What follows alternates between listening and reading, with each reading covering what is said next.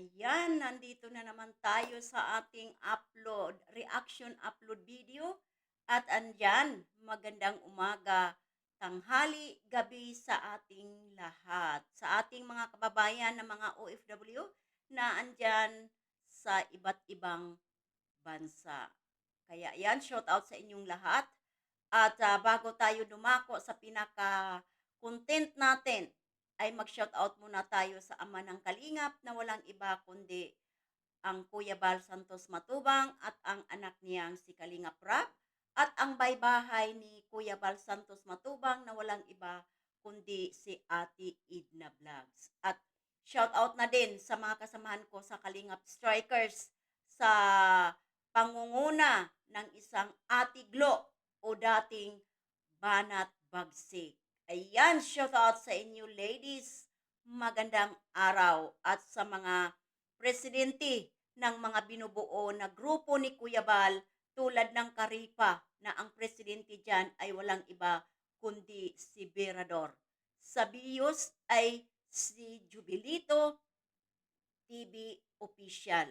At sa Kalingap Watcher naman at si walang iba kundi si Sangkay Loans TV. At shout out sa lahat ng mga ambassadors na kung saan ina-assign ni Kuya Bal sa bawat lugar.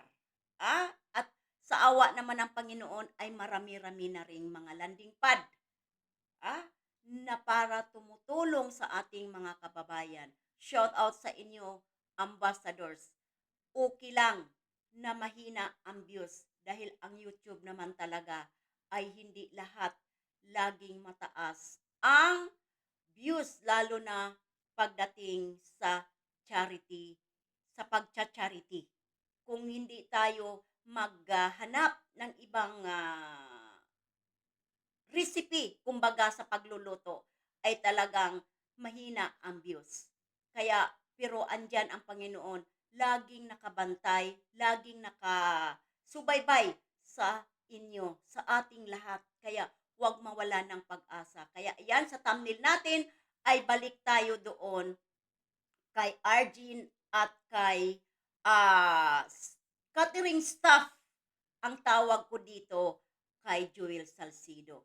Isa siyang catering staff sa isang barko. Ayaw ko yung kapitan eh. Kasi hindi yun ang galawan ng kapitan. Kasi yung kapitan, ikaw yung nagtitimon.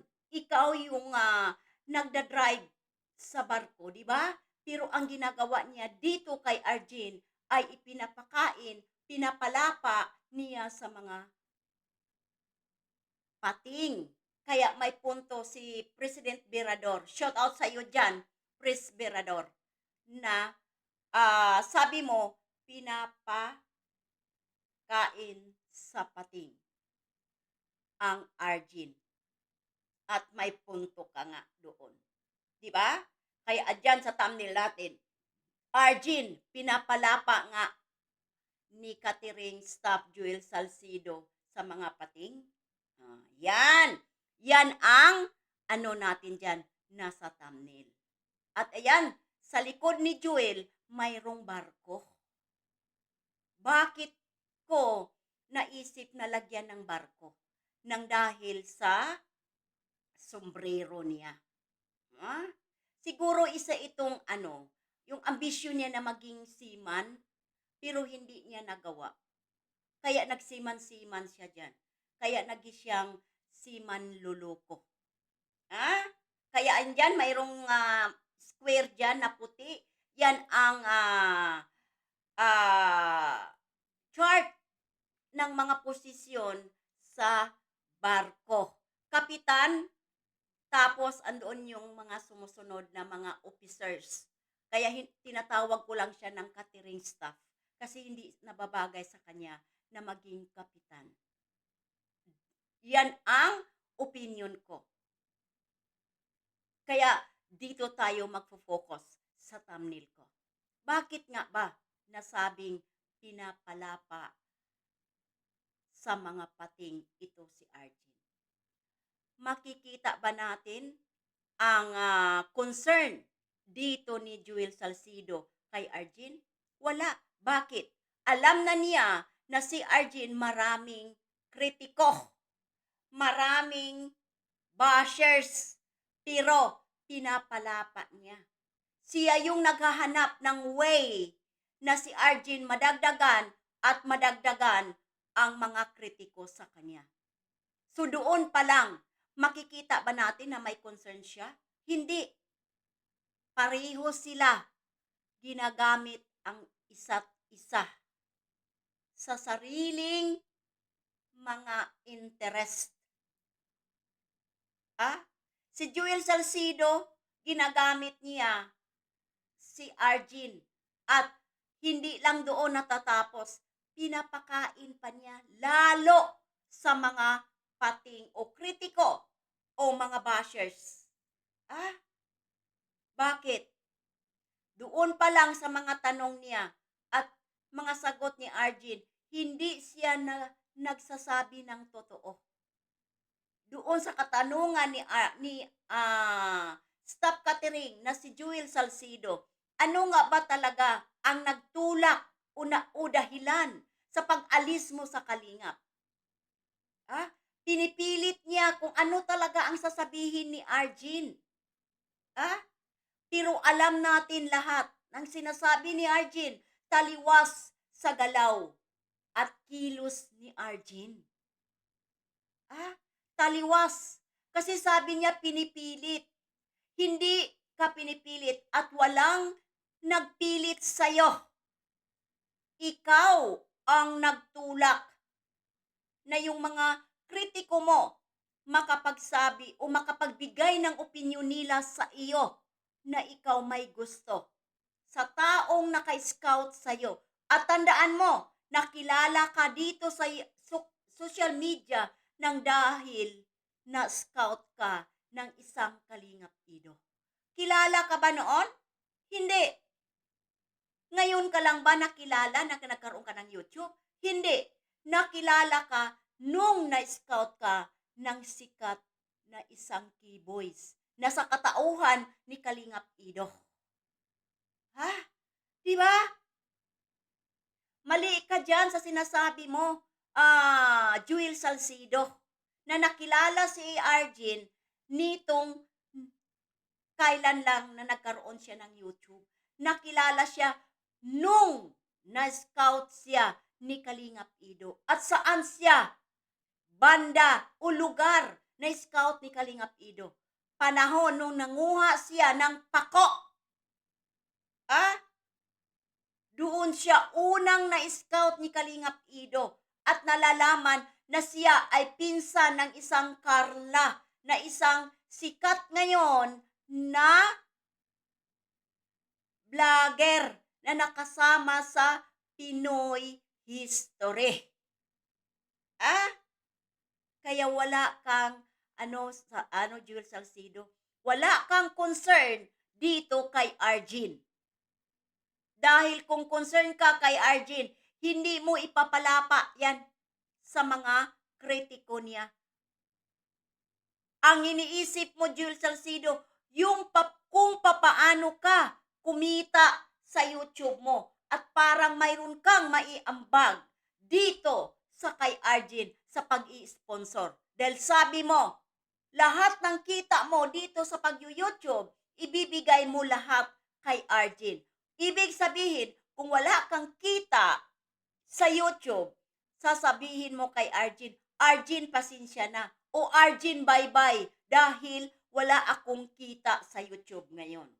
Sa ginagawa o sa sinasabi mo ngayon, mayroon ka ng babala na pag hindi ka na kumikita sa YouTube, may rason na iiwanan mo si Arjun. Ganon ba yon? Catering staff ng isang barko? Joel Salcido? Ginagamit mo ang isang Arjun para sa sarili mong interest. At Arjun naman, ginagamit ikaw, para sa gusto niyang mangyari sa kinabukasan niya. Kaya magtuos kayo, maggagamitan kayo sa pansarili ninyong ambisyon. Yan ang nakikita at yan ang opinion ko sa mga katanungan mo, Jewel Salcido, at kasagutan din ni Arjin. Yan ang katotohanan base sa nakikita at naobserbahan ko. Kahit katiting, wala kang concern. Pakitang tao lang ang pagko-concern mo. Pero kung i-analyze mo ng malaliman, pinalapa mo. Dinagdagan mo ng basher ang Arjin. Kaya dyan sa thumbnail ko, mga pating na nakanganga kay Arjin. Bawat salita ni Arjin, andyan na ang mga pating nakahanda na para i-criticize ang isang Arjin. Nasaan ang concern mo? Kung mayroon kang concern, pero wala kang concern sa ipinakita mo ngayon dito kay Arjin. Yan ang katotohanan, catering staff, Jewel Salcido. Tandaan mo yan. Dahil kung ikaw may malasakit sa taong gusto mong tulungan, hindi mo pinapaakyat. At dapat yung mga katanungan mo nakasulat, nakalista, para hindi ka magkalat sa live mo. At sasabihin mong hindi ka nakahanda? Paano mong hindi ka nakahanda? May comment si Arjin at naging thumbnail namin yon. Tinatanong ka kung may mga katanungan ka na ba na inaihanda para sa kanya. Huwag ka nang mga tuwiran dahil bawat salita mo, pinag-isipan namin yan, Jewel Salcido. Sa dami pa naman namin, mayroon kaming kanya-kanyang analysisyon sa bawat salita na binibitawan mo. Kaya ingat ka din dahil binabantayan ka namin. Dahil isa kang basuriro sa kalingap at lalo mong pag-igihan at lalo kang mamasura sa kalingap, manilip ka ng manilip para madagdagan ang kita mo sa YouTube para maiabigay mo dito sa pag-aaral kay Arjin. Dahil yan ang sinasabi mo, lahat ng kikitain mo sa pag-YouTube, ibibigay mo kay Arjin. So anytime, pag wala ka ng kita sa YouTube, mahina ang YouTube, may dahilan ka na, may rason ka na, nasasabihin mo, Arjin, pasensya na, bye-bye muna, dahil wala akong kikitain. Babalik na lang ako sa'yo pag mayroon na akong kikitain sa YouTube. Dahil napakahina. Dahil lagi akong tinitira nitong mga reactor na to. Babala mo na ba yon kay Arjin? Nakita mo lahat, ibibigay mo? So pag wala ka ng kita, wala ka ng kikitain, dahil mahina ang kita mo sa pamamasura mo dito sa kalingap, madali na lang magsabi na, Arjin, pasensya na, pass muna ako ngayon. Ganon ba yon?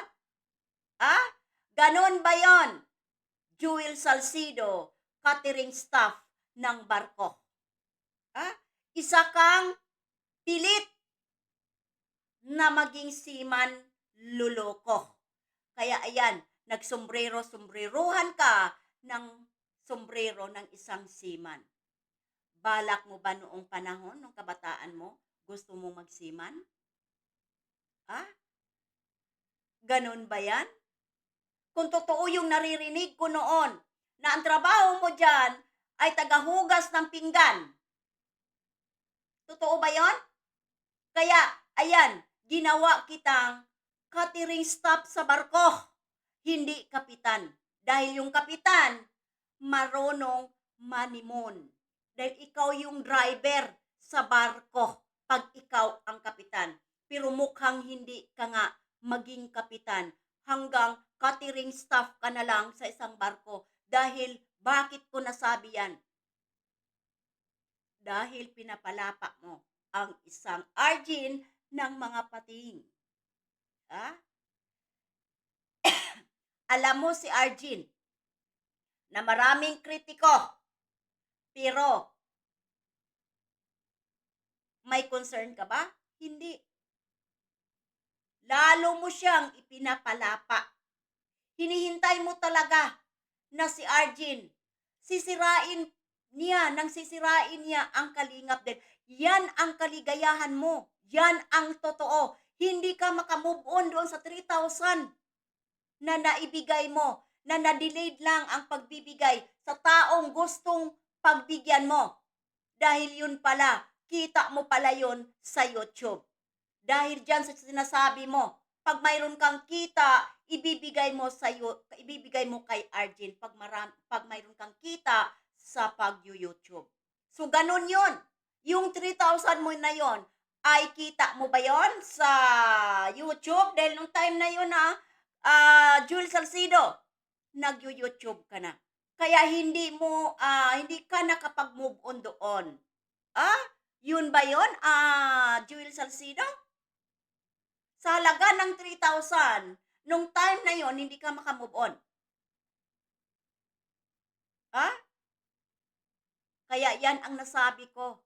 Darating ba ang panahon na iiwanan mo rin ba si Arjin pagdating ng panahon na mahina ang views mo sa YouTube? Kaya tayo, mga solid, organic viewers ng Kalingap, followers, wag nating panoorin ang isang Jewel Salcido. Kasi siya yung legit na basurero ng Kalingap. Siya yung legit na basurero ng Kalingap. Legit na wakwak sa Kalingap. Ilan na ba ang winakwak at nasaan na sila at kumusta na sila ngayon? Pangatlo na ba si Arjin? Sa mga koleksyon nitong mga to?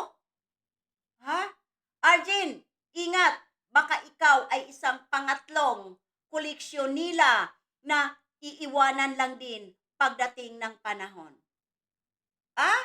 Diba? Kaya Arjin, ingat-ingat. Kung ikaw nakaramdam ka ng ginagamit ka lang para sa sariling kapakanan, para makaganti sa Kalingap, gamitin mo din sila para sa kinabukasan mo. Yan ang mai-advise nitong matandang pangit para sa'yo. Ang pag-reaction namin sa'yo, Arjin, intindihin mo, puno ng pag-a-advise. Pero, inaakala mo kami ay nireaksyonan ka, may galit sa'yo. Walang galit, kundi concern lang kami sa'yo. Pero nasa sa'yo pa din kung papaano mo intindihin ang bawat salita na binibitawan namin para sa'yo. Kaya ayan, Arjin, wag mong hayaan na ipapalapa ka pa nitong isang catering staff na si Jewel Salcido. Trying hard na maging si Man, pero ang kalalabasan si manluloko. Kaya ayan, hanggang dito na lang tayo. Ingat-ingat and God bless sa ating lahat. Babush!